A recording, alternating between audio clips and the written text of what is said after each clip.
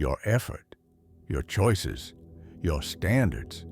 Everything else is external noise, and noise doesn't deserve emotional authority. But here's where people misunderstand Stoicism.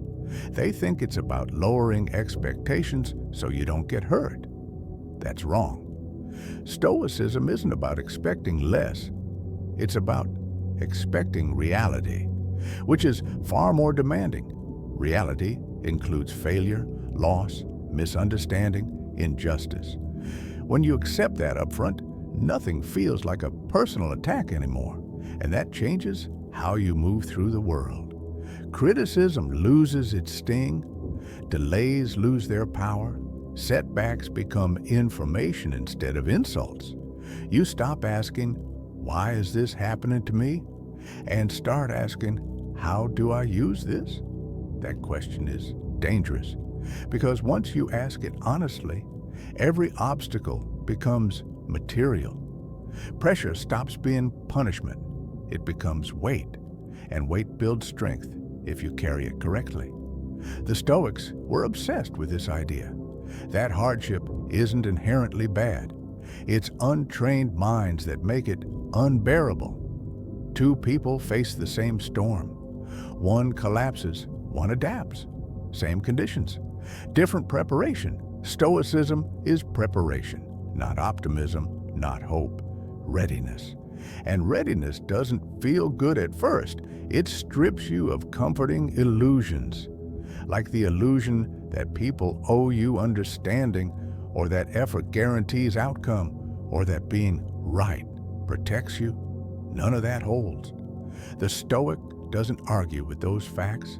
He builds on them. That's why Stoicism feels cold to people addicted to emotional reassurance. It doesn't soothe you, it steadies you, and steadiness is rarer than happiness. Here's a question worth sitting with. If everything you rely on disappeared tomorrow, your reputation, your routine, your certainty, who would you be? Most people don't like the answer because they've outsourced their stability to things that can be taken. Stoicism pulls stability inward, not so you feel invincible, but so you stop collapsing over what you never controlled. And once you truly understand that, something strange happens. You become calmer, not because life is kinder, but because life no longer surprises you. You stop demanding that it behave. You start preparing yourself to respond. That's the foundation, and it only gets more uncomfortable from here. Once you accept that life doesn't owe you comfort, you start noticing something disturbing. Most people aren't tired because they work too much. They're tired because they resist too much. They resist outcomes. They resist uncertainty. They resist the idea that some doors stay closed forever.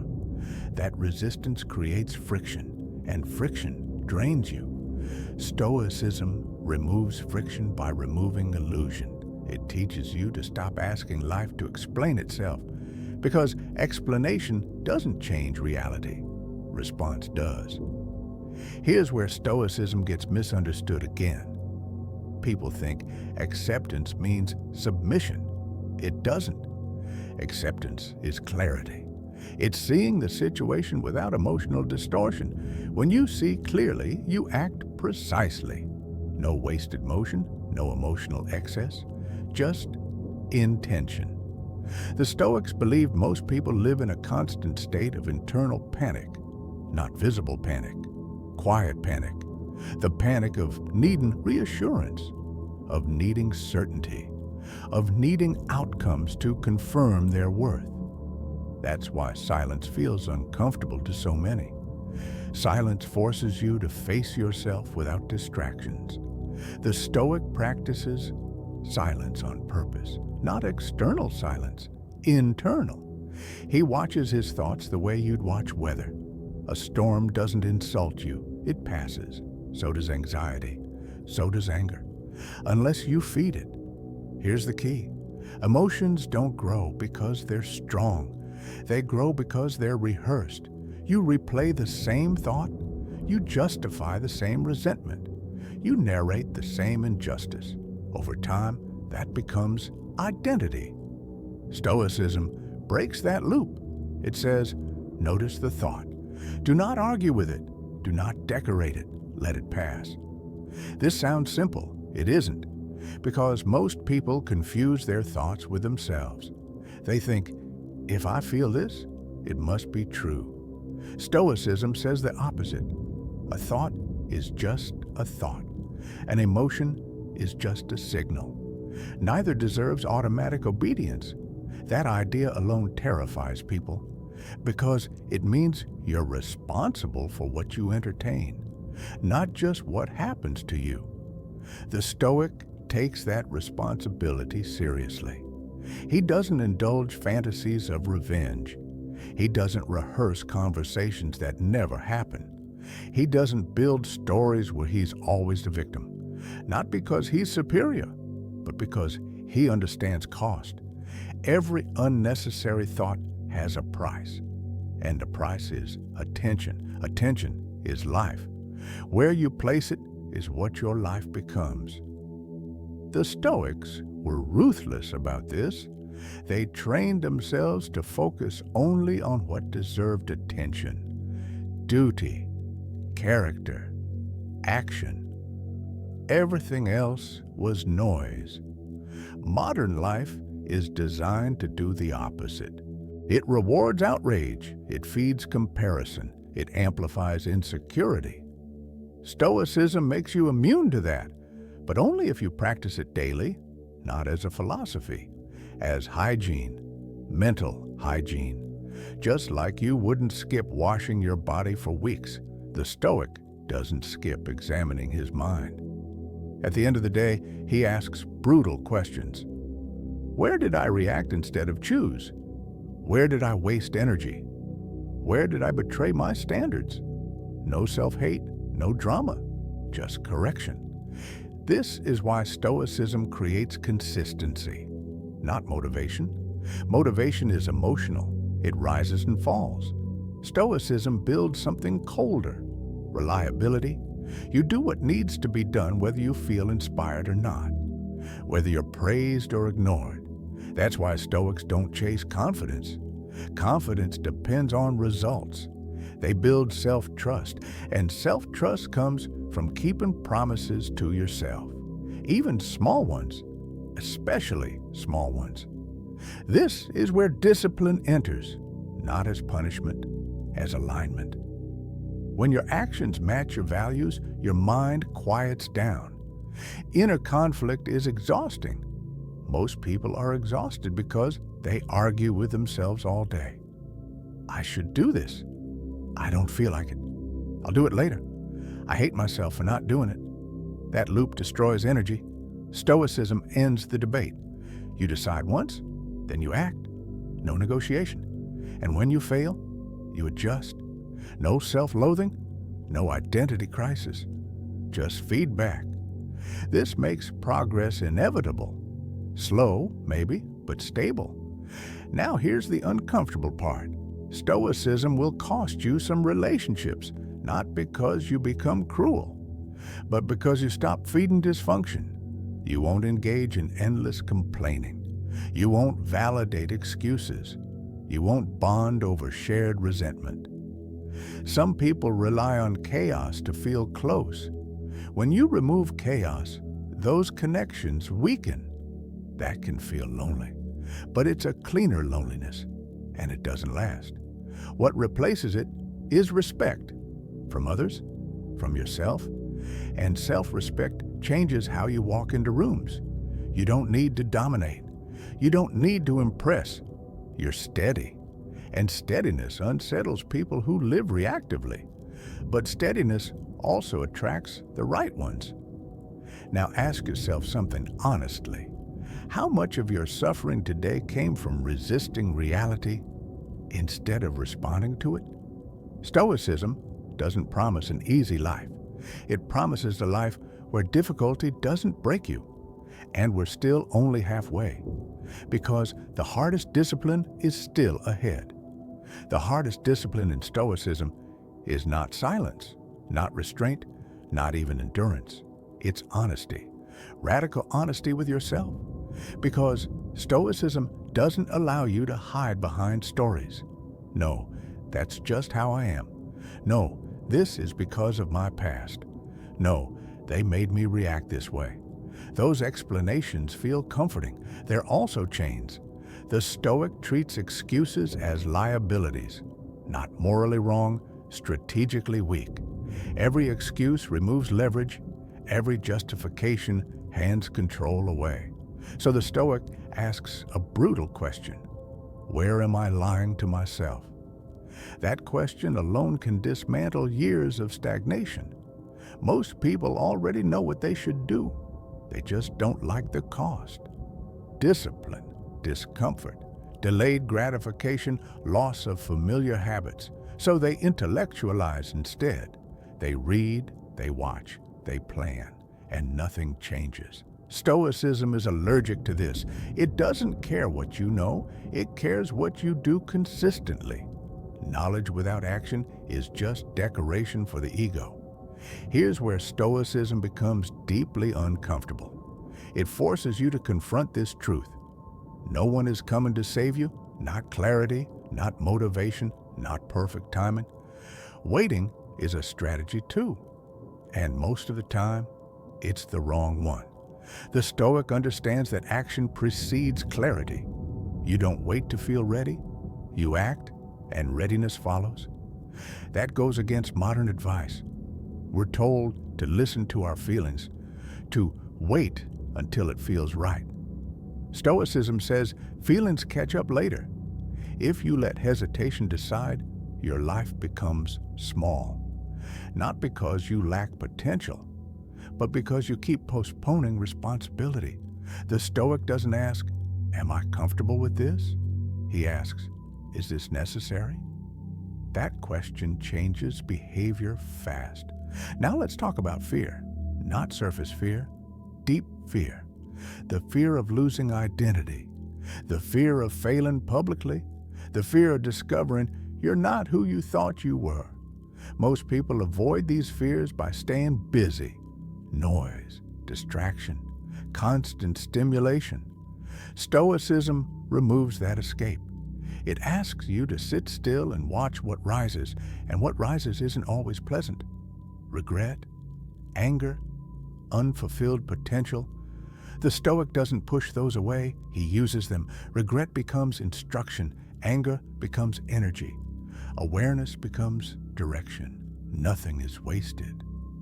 This is where Stoicism differs from passive acceptance.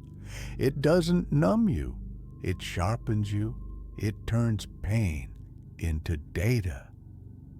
But only if you're willing to stop romanticizing suffering. Stoics don't admire pain, they respect what it reveals. Pain shows attachment. Pain shows weakness. Pain shows where discipline is missing. Ignore it, and it repeats louder. Learn from it, and it loses power. This leads to one of the Stoics' most uncomfortable practices, voluntary discomfort.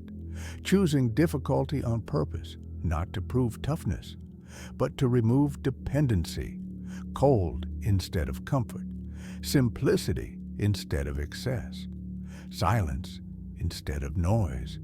Each time you willingly endure discomfort, you tell your nervous system something important. I am not fragile. That message changes behavior at a deep level. You stop panicking when conditions aren't perfect. You stop negotiating with laziness. You stop fearing inconvenience. Life stops feeling like an emergency.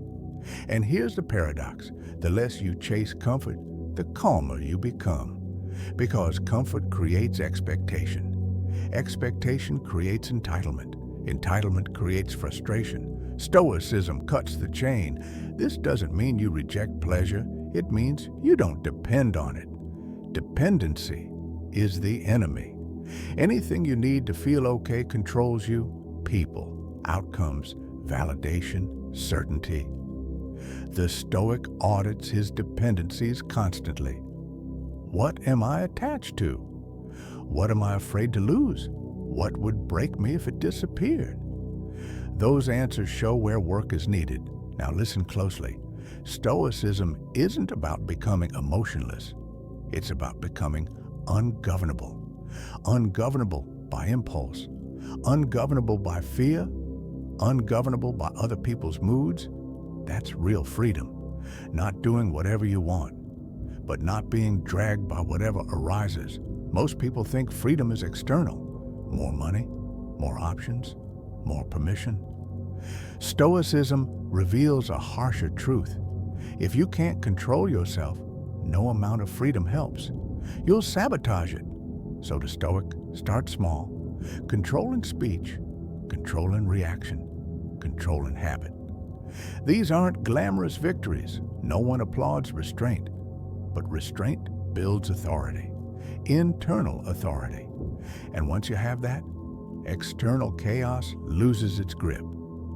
But there's one last illusion to confront, and it's the most uncomfortable of all because it involves time, and Stoicism never lets you forget it.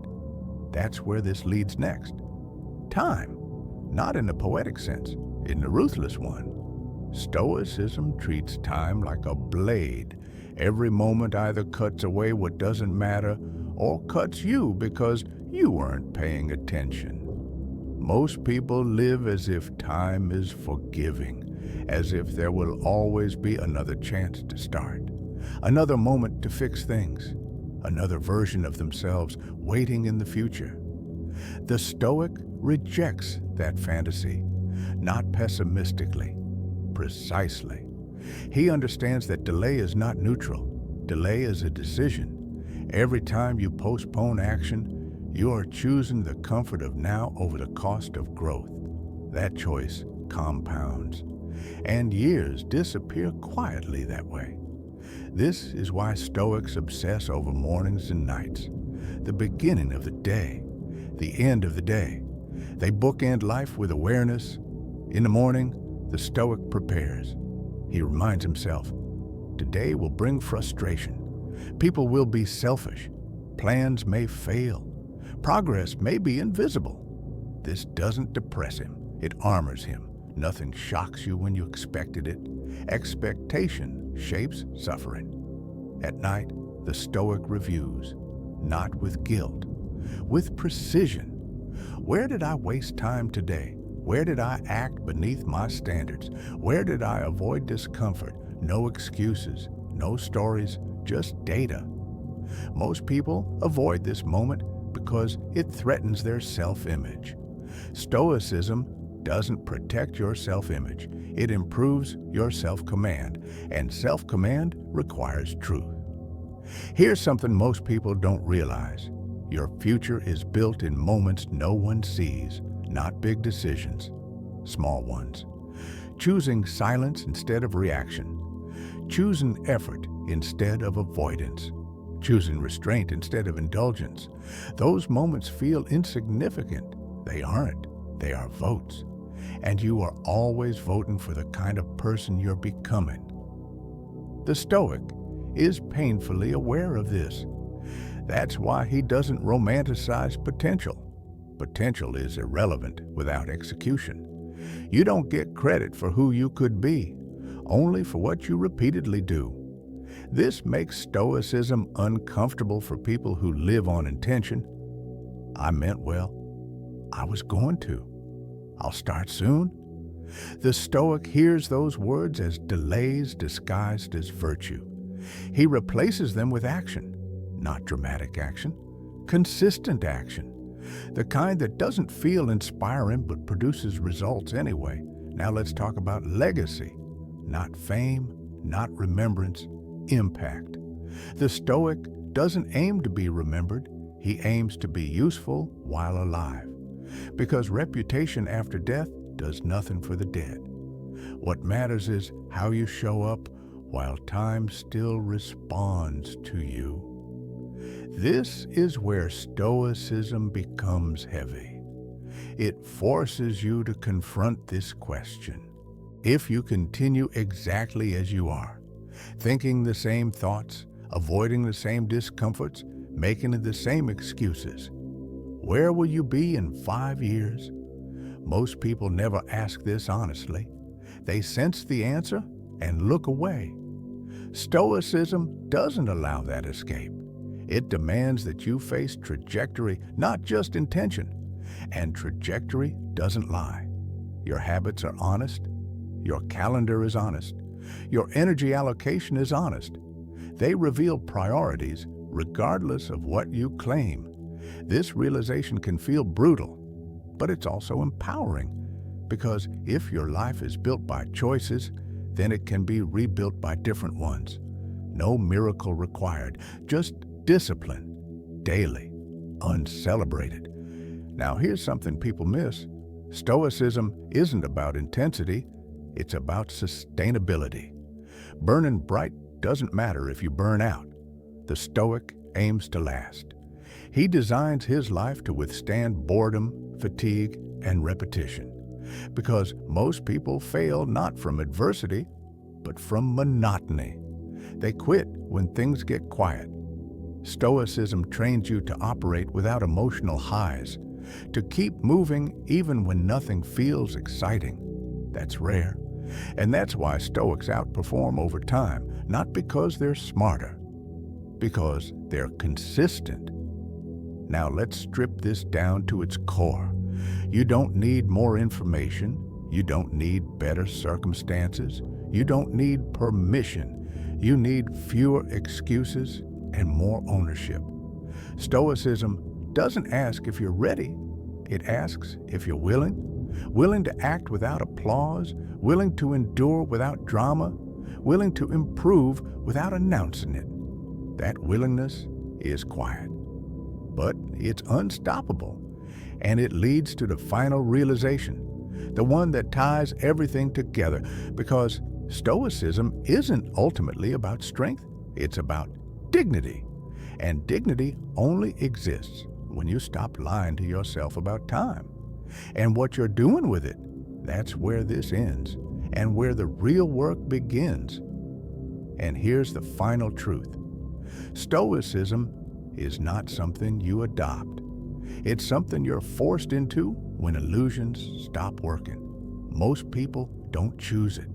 They arrive here exhausted, after chasing, after reacting, after realizing that comfort didn't save them and distraction didn't heal them. Stoicism begins when you stop asking life to make sense for you and start asking yourself to make sense within it. This philosophy doesn't promise transformation overnight.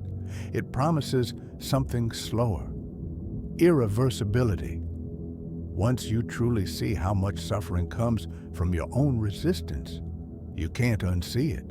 You start catching yourself mid-reaction, mid-complaint, mid-excuse. And that moment of awareness changes the trajectory, not dramatically, quietly.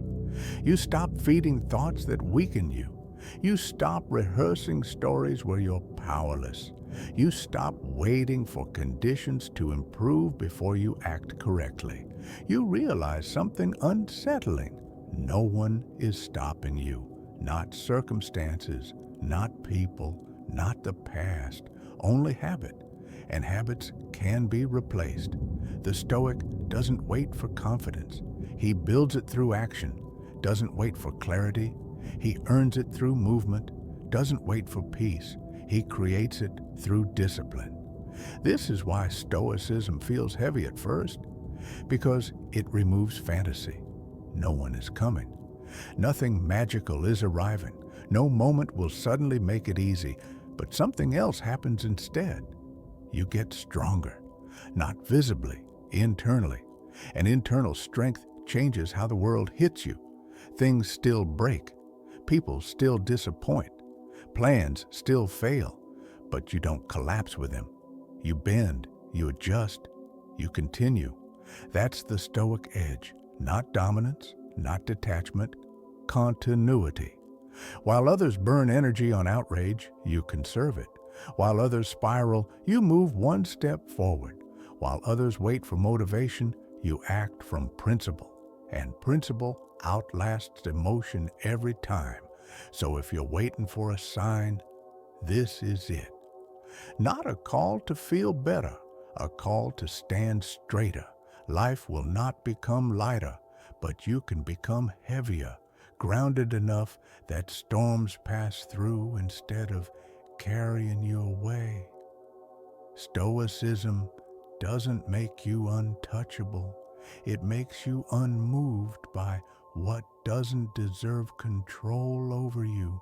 And once you taste that, there's no going back.